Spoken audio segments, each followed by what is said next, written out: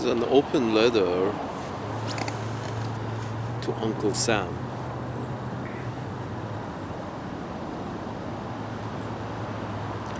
Here's the thing, Uncle Sam. The simple matter of fact is that more or less, whoever lives in colonized land,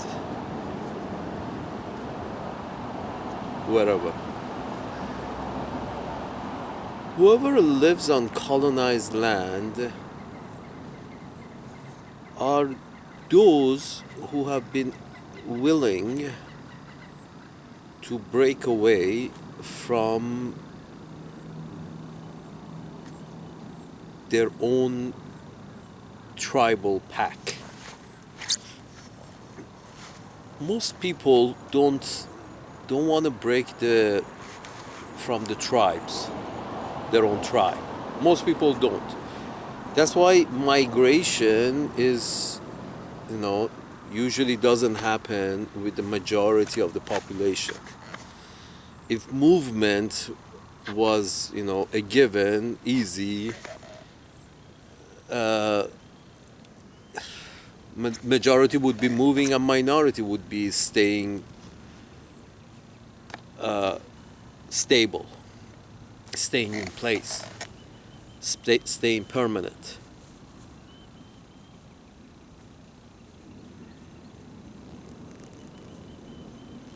So, because immigration is supposedly for humans who supposedly have to be able to,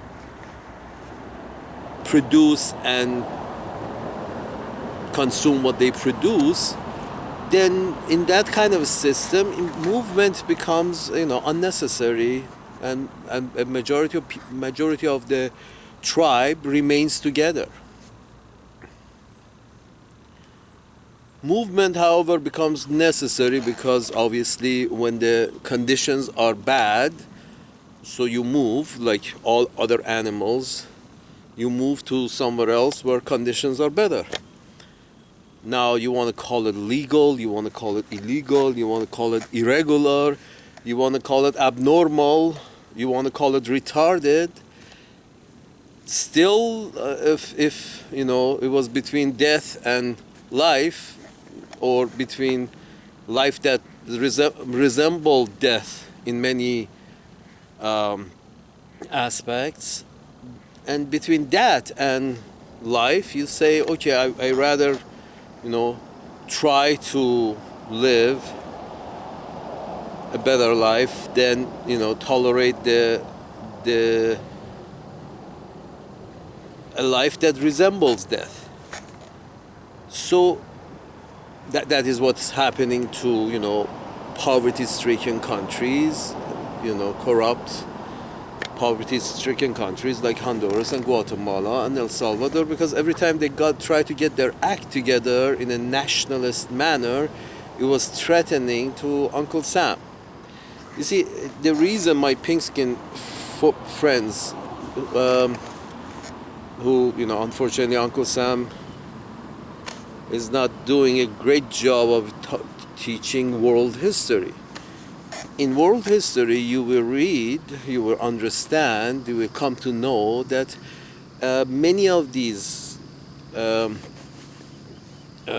Central American countries and Latin American countries, many of them had decided to go to a more nationalistic way, try to take care of their people.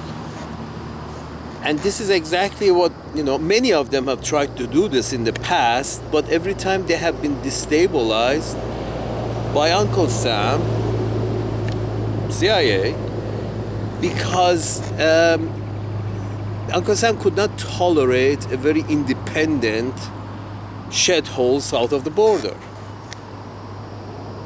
Cannot, because from the beginning Uncle Sam got his act together, grabbed a whole bunch of land and started building well. and geography also helped. So Sam got his act together first and became strong. But after that, Uncle Sam, after becoming strong, you know, good for Uncle Sam, because you had some geniuses as founding fathers. They were all intellectuals. The founding fathers of Uncle Sam were intellectuals. And your capitalism has changed this soup in such a way, this democratic capitalist soup has turned it in such a way that now people get elected who can't read that constitution. Forget about understanding the depth of it. They can't even read it, without stumbling all the way through. So I'm sorry, but this money-based money-based politics that has become the norm, sort of like, oh, if you like this politician, donate to this politician, and if you like that politician, donate to that politician. Well, Joe Homeless doesn't have any money to donate, so Joe Homeless is voiceless in the institution that is, democracy when it's run under capitalism. In an institution called democracy, form of government that called democracy under capitalism, the homeless Joe doesn't have a voice, because the homeless Joe doesn't have anything to donate. The homeless Joe has already donated whatever he had. So, obviously he's a guy, simple guy with, less, active cognitive powers. Does he have to suffer? Joe Homeless has to suffer because we value one kind of, one kind of aptitude. We value cognitive aptitude a lot more than we value, at this age, we value physical aptitude, or a lot more than we value, emotional aptitude. We are valuing only cognitive aptitude at this time on Earth, in the evolution of our societies. We value cognitive aptitude, but without emotional aptitude and physical aptitude, it just becomes, society becomes machines. If it's only cognitive aptitude is recognized as valuable and paid, well, then all other aptitudes become, irrelevant. That's why, obesity is something that, it's prevalent. The food is available, but physical aptitude is not, valued. So, sort of like you can be 500 pounds, but if your cognitive aptitude is high, you can be, sitting that 500 pound ass on 200 pounds of, wealth.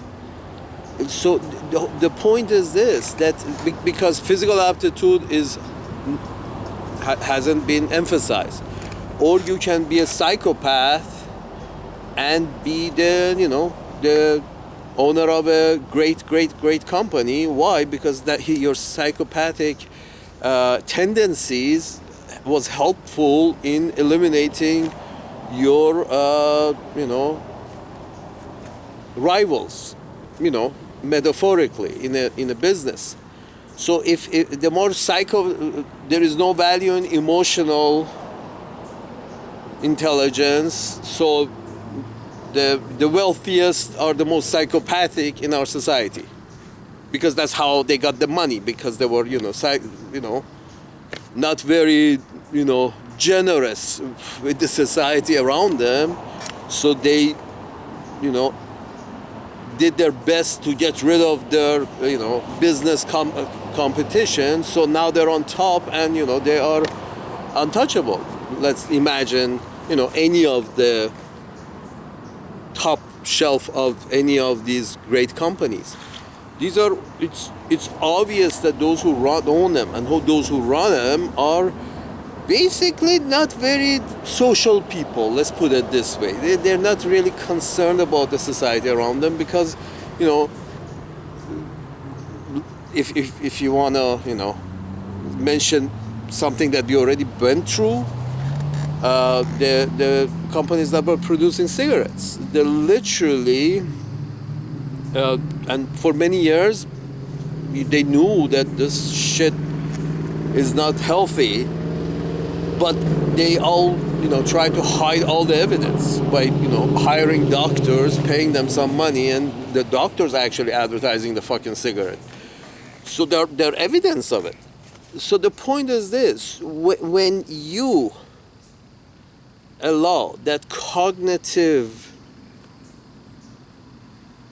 ability over everything else, and you say, okay, if you have cognitive ability, you can put your 500-pound ass over 500 pound of wealth, and you can, you know, if you're also emotionally unavailable, not intelligent, then you can, you know, even become president.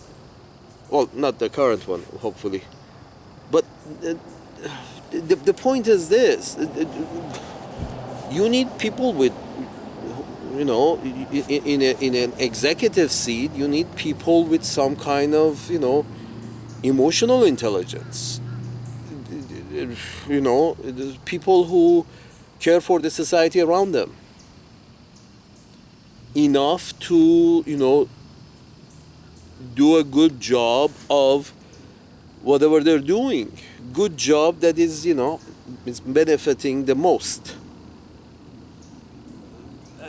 It's obvious that but the problem is the money. When you base the democracy on money, when those psychopaths who have become wealthy because they were psychopaths and, you know, without conscience, try to eliminate their, you know, competitors, business competitors, then the psychopaths are paying some people who are willing to, you know,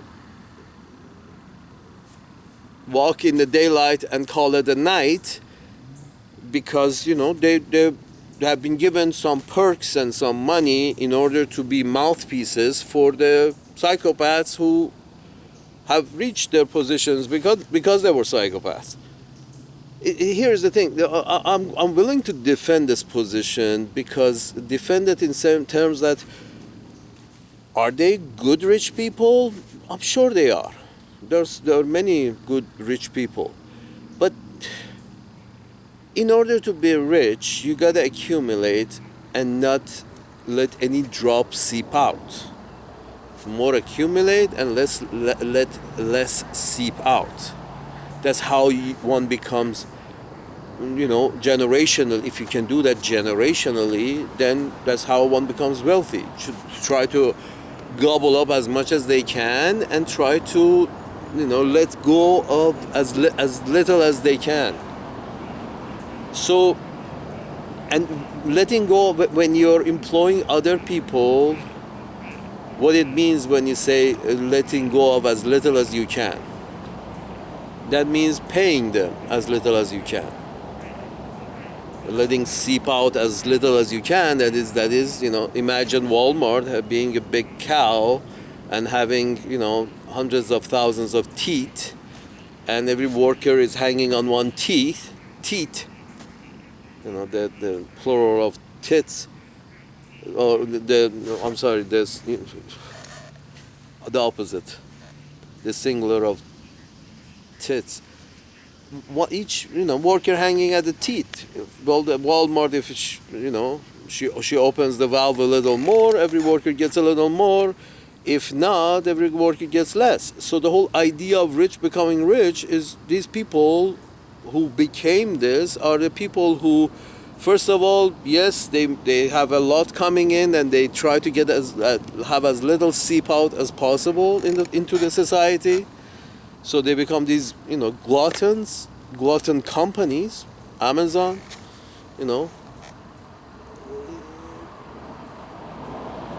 So they become these, big companies because they produce. Even if they were in the business of production, well, they took the production to wherever they will take production to wherever it comes out cheaper. Uh, Therefore, it's not the Chinese fault that, you know,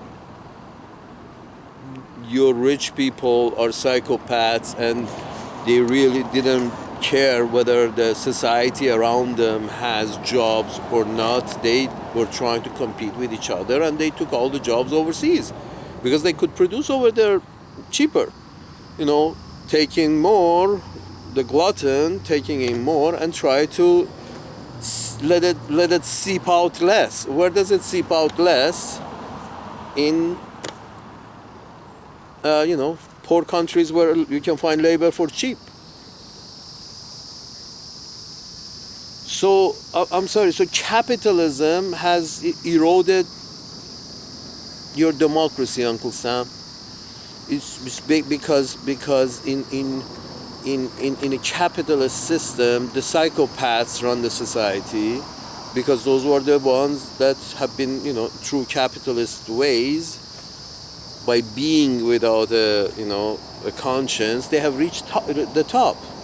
They have paid their employees as little as they could get away with. They have eliminated their competitors as best they could eliminate, and as fast as or best as they could eliminate. And so the psychopaths, and these psychopaths are paying for elections of politicians.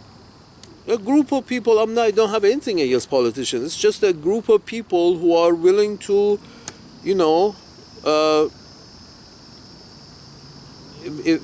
get their perks and get their life, set, so they can, defend the big money from the, hungry hands of people who have been, paid the least the big money was able to get away with.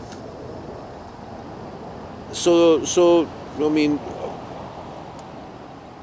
well, when you give the running of to your societies to politicians, and their politicians are taking their orders from psychopaths who are, in it for themselves, I guess that's, what you consider as antisocial being.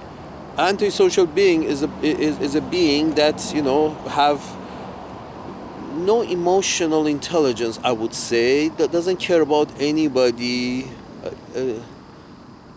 except themselves, and their one's pleasure, self-pleasure, gives the person the right to do whatever.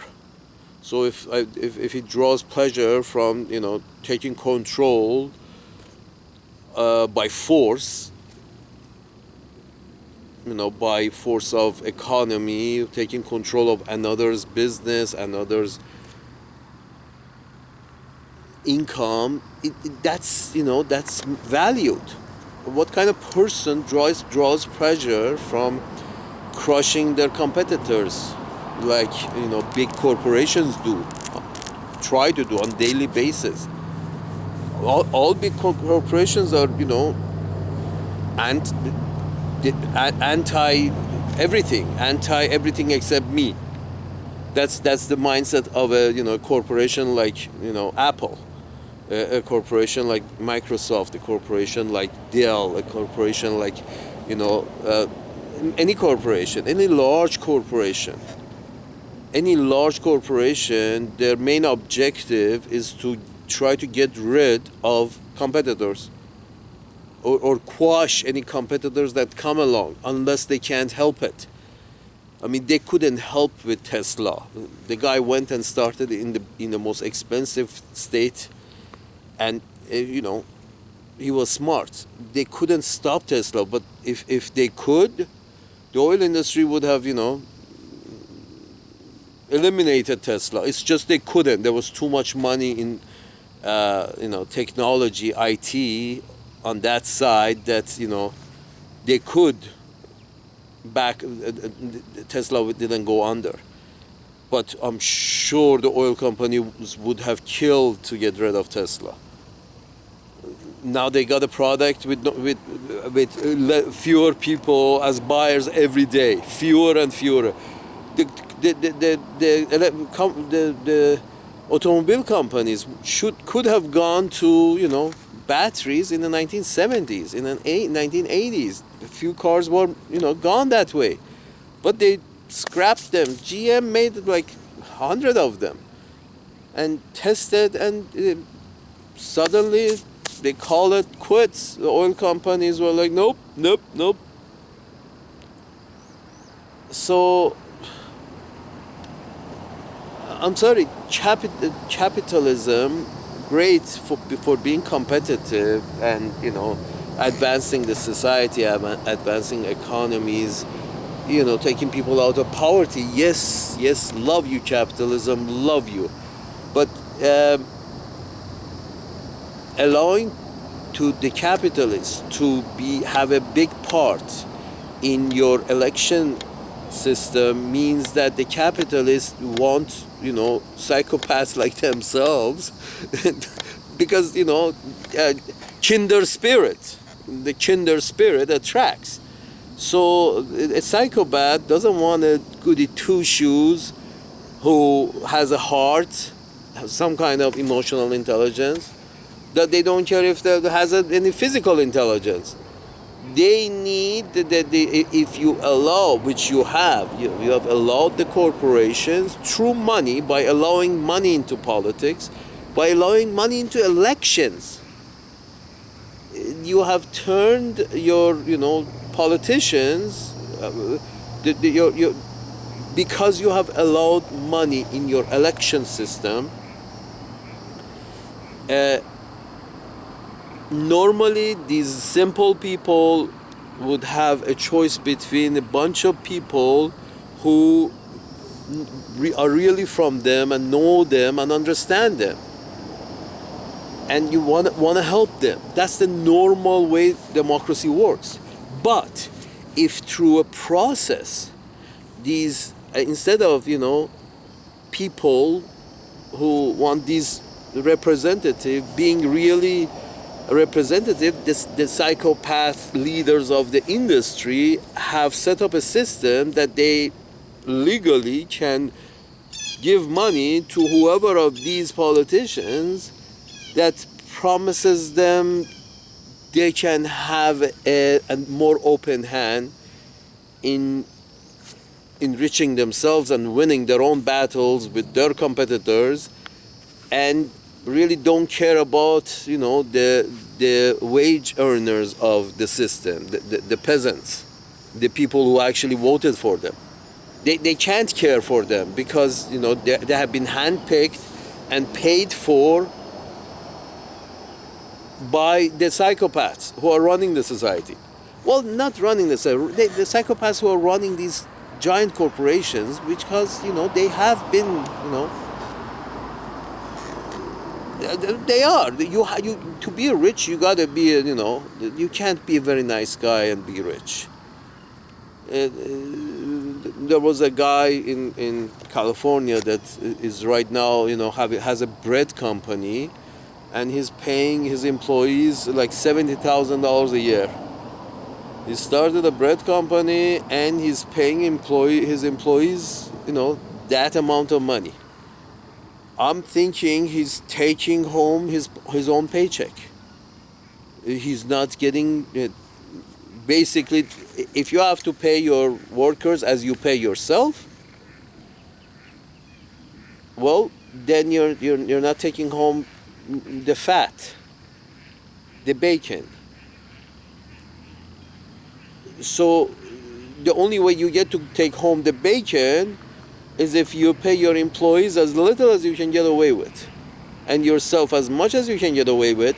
And anybody who does that is a little antisocial, a little, who gives a fuck? Okay, we don't have enough hospitals. Who gives a fuck? Okay, we don't have enough, we don't have any, any mental institutions? Who gives a fuck? And this has prevailed. And even the people themselves who are, they're giving meager wages, and they feel that if we have a mental institution, they have to pay for it with their meager wages through taxes, without realizing that no, dude. I mean, a few antisocial people at the top of industries are accumulating for themselves and trying to get as little to their employees as they can get away with. And their politicians, who these antisocial people have handpicked, those politicians are also antisocial, because these guys, the guys who pick them and the guys who represent them, these guys are both, have to be antisocial, because if the leaders of, capitalism, leaders of industry do not recognize what they see as the politician, about what they see, they don't recognize them, they don't see themselves in the politician, they will not donate to that politician. So both parties have come up with this system of electing people selecting people whom these rich folks can identify with. I'm antisocial, you're antisocial, we're all antisocial, yes, I will donate to your campaign.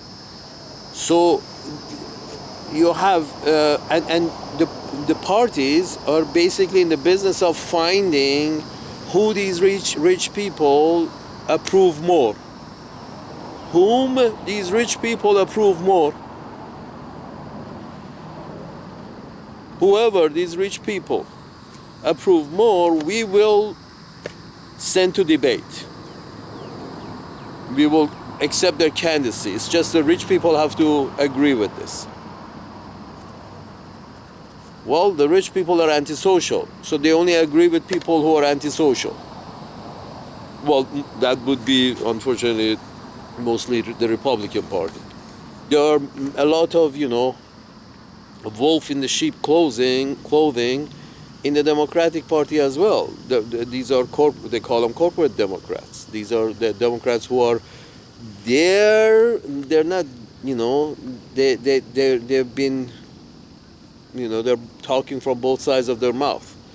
They talk a big game about, the bulk of the society, but when it really comes down to it, they are not willing to vote against the interest of the antisocial leaders of the society, antisocial, rich people of the society. And again, I repeat, yes, you have to be antisocial to be very rich.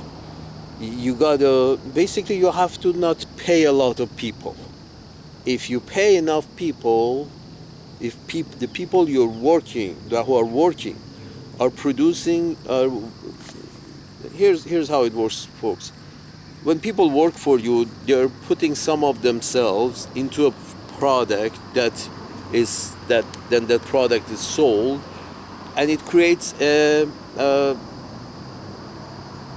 productivity, a certain number. They put a price on it, and they say, okay, this is the amount of productivity that was produced by the work of these people. Okay. How the owner of this becomes rich is to try to tell these people who helped build this final product, try to tell them that, no, you know what, you can't be a shareholder in the final product that we make, because I came up with the idea, and I did this, and I did that, and I did the other, so I get to take home more. I take home the bacon, you just have you take home the bones. So, and this is what? This is emphasis on the cognitive ability, cognitive aptitude. This person, the owner of this business, if he had some kind of emotional aptitude, he would say, yeah, no, I can pay you more. I don't need to take all of the bacon home. I will, give some of the fat to you guys as well. And that's what the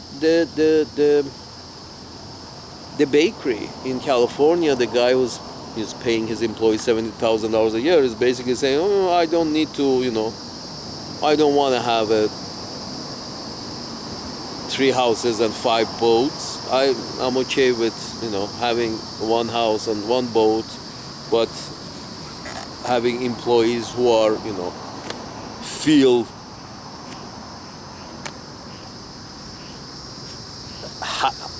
I like to look at my employees and see that they are also enjoying themselves, enjoying their life. But Mr. Bezos cannot say that. He just can't. He's like, no, I have a mission. My mission is I be successful. I have this mission, and whatever the social cost of this has to be. Well, if the politicians weren't antisocial, as Mr. Bezos is, the politicians would say, well, okay, Mr. Bezos, but here's the thing. We need to run a society, and this society has to run cohesively. And in order for a society to run cohesively, you got to, grease the wheels. The wheels are screeching. Your employees are, screeching. If you're not, obviously, if you're not giving them breaks, they're being run all the time. Obviously, then you need double those number of employees, triple them, quadruple them. Obviously, those employees are not enough, so you needed more. You decided to have less, but run them more. I mean, even a robot breaks if you try to if it was designed to work at certain speed, and you try to run it at double the speed, of course it's going to break down.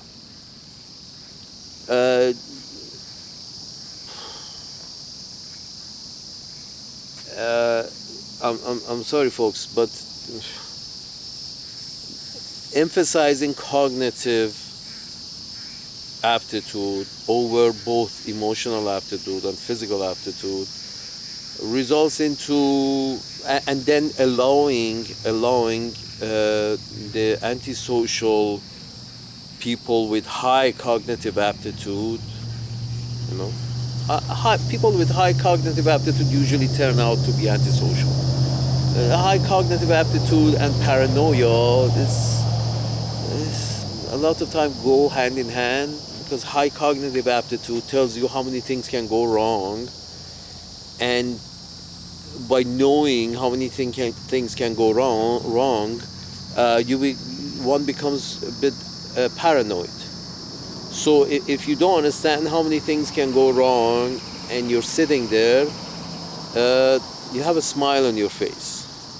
You see what I'm saying? That's why you see, retarded people with a smile on their face 24/7, because it's just living in the moment. That retarded person is living in the moment and is not concerned about what can go wrong, how many things can go wrong. And the more intelligent, at the end of the line, you see extremely paranoid people at the top scale of intelligence, because they are the ones who can calculate faster and understand many of them.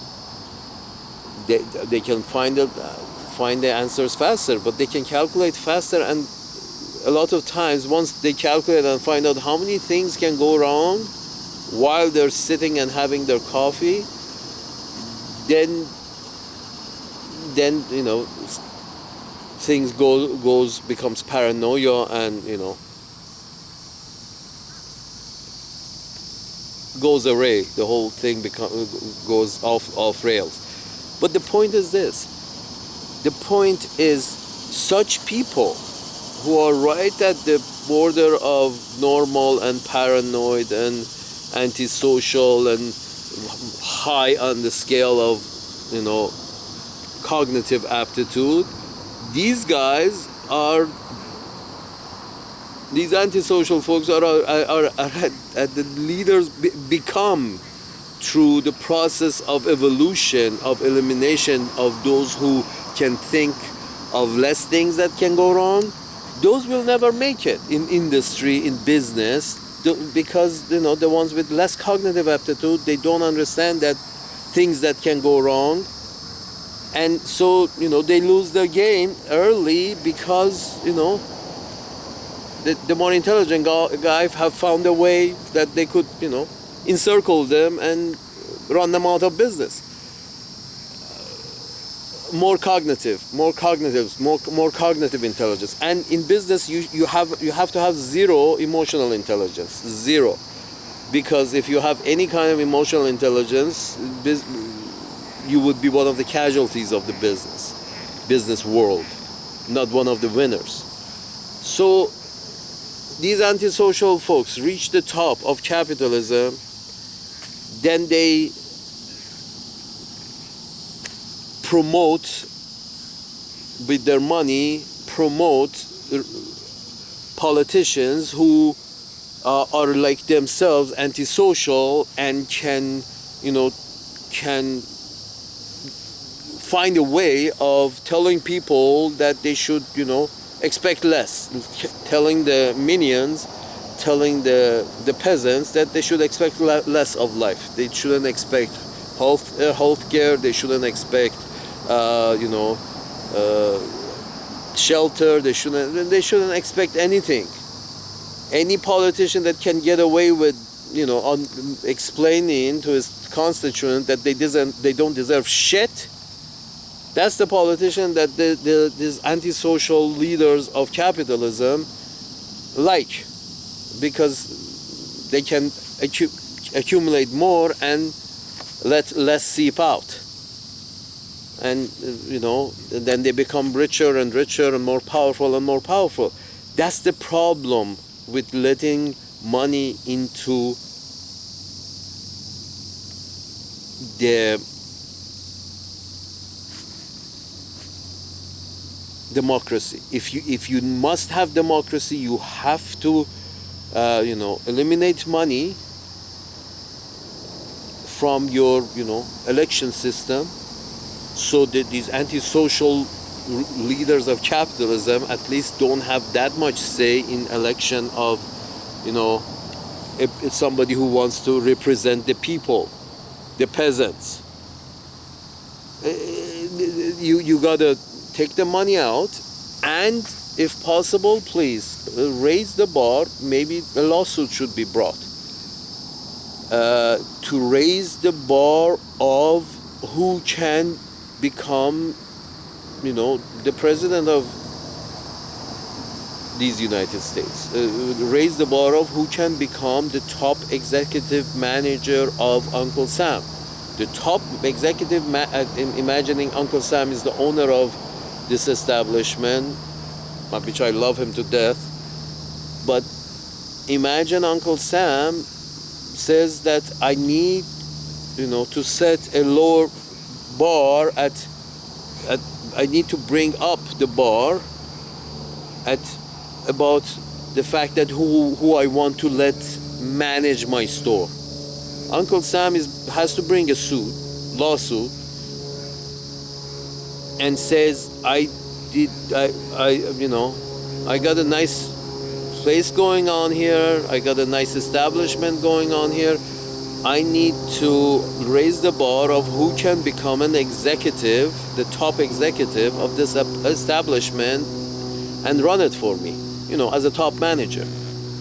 That person, Uncle Sam, has to bring a lawsuit and say, hey, I want the best that is available. And that means a person who has shown his cognitive intelligence with a PhD and has shown his commitment to the society around him or her through service of teaching in a university for 25 years. this is the bar that needs to be set for the presidency of the United States. In my view, I could be wrong. I'm often wrong. So I could be wrong, but this is what I think should be done. Take the money out so the antisocial leaders of capitalism don't have that much of a say in who represents the people. Then set a bar of PhD plus 25 years of teaching experience as the entry point for anybody who wants to be a candidate for the presidency or the vice presidency, and the senators. For the senators, you can say, okay, not 25 years of teaching experience. For you, the bar is PhD plus 10 years of teaching experience in a, established university. Recognized university, not, University of Phoenix.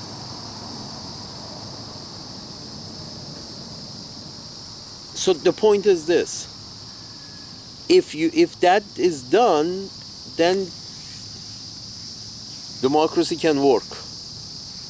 And when that is done, then you will see that these, hopefully executives with integrity in the Senate and as a president, these executives with a lot of cognitive ability and some integrity, because they've been, teaching,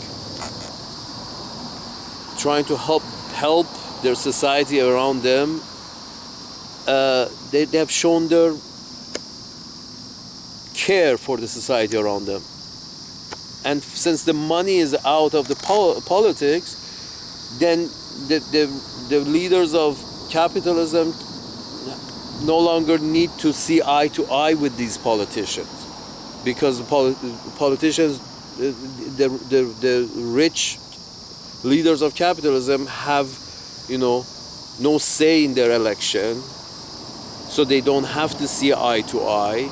So, politicians will become, real leaders of the society, work on behalf of the bulk of the society, and not care what the fucking antisocial leaders of capitalism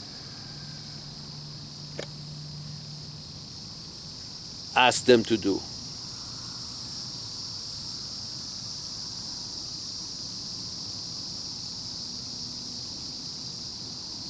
You gotta take money out and raise the bar of who can be elected. Candidate. Raise the bar of candidates and take the money out. That's the only cure.